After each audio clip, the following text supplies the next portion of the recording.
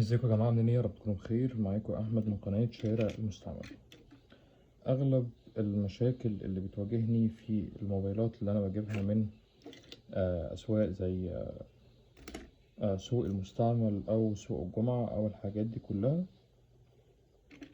إن الحاجات دي أو الموبايلات دي بتيجي من غير مسامير. طبعا أنا لفيت كتير جدا على المسامير بتاعت الأجهزة دي، ملقيتهاش. طيب الموبايل كان، او انا كنت جايب الموبايل بالشكل اللي انتوا شايفينه ده.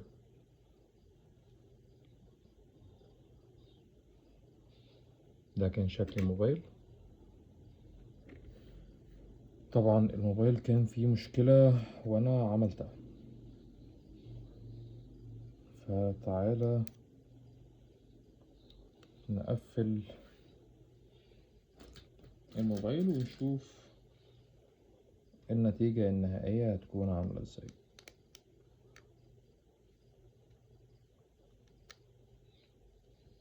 زي ما قلت لكم، المشكلة في المسامير اللي انا بربط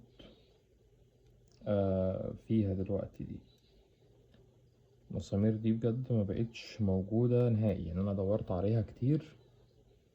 المسامير دي فعلا ما بقتش موجودة نهائي، مش عارف ليه والله. يعني هي الموبايلات شغالة وحاجات شغالة لسه في السوق، ليه ان انا ما نزلش مثلا قطع غيارها او ان انا ما اجيبش قطع غيارها؟ طبعا انا بجيب المسامير دي من موبايلات تانية، قطع غيار او فصل او كده، فللأسف ان انا باخد المسامير بتاعتها. لكن عشان اجيب مسامير تانية مش لاقي. يعني دي ممكن تكون مشكلة تافهة عند بعض الناس، يقول لك مسامير ايه ومش مسامير ايه، لكن بالنسبة لي انا مشكلة كبيرة، لان انا بصراحة بحب ان انا يعني كل حاجة بعملها بتكون او تكون مظبوطة بالظبط. طبعا هو مسامير معينة، لو مسامير تانية مش هتركب في الجهاز.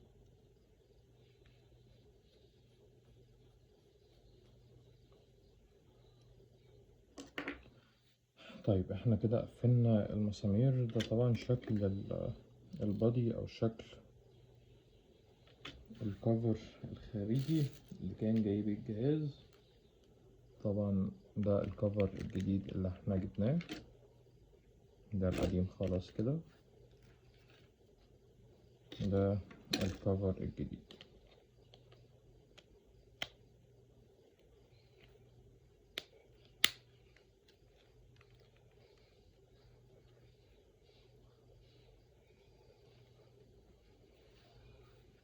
نجيب بطارية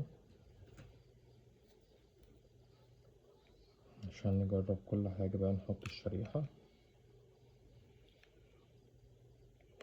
نحط البطارية، الغطا.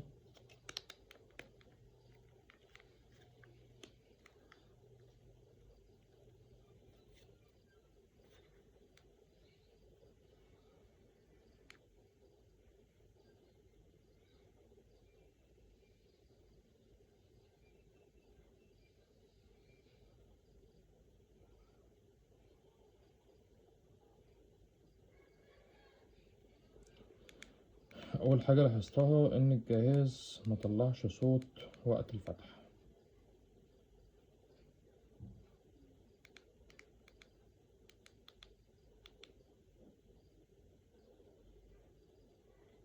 برضو مفيش صوت دلوقتي.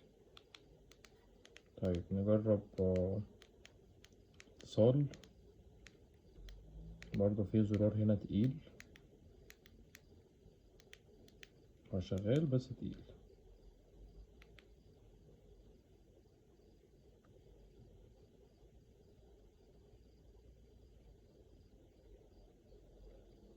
طبعا موبايل نوكيا، يعني ما شاء الله الشبكة مقفلة.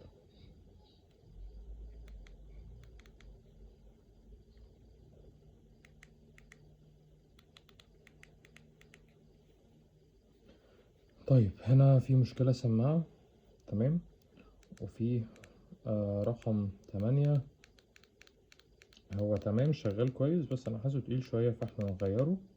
خلاص كده الموبايل جاهز للاستخدام. طبعا ده شكل الموبايل النهائي. طبعا المشكلة اللي فيه ده يعني حاجة بسيطة تتحل، لكن ده شكل الموبايل النهائي. دي كانت حلقة النهاردة، وأشوفكم على خير إن شاء الله.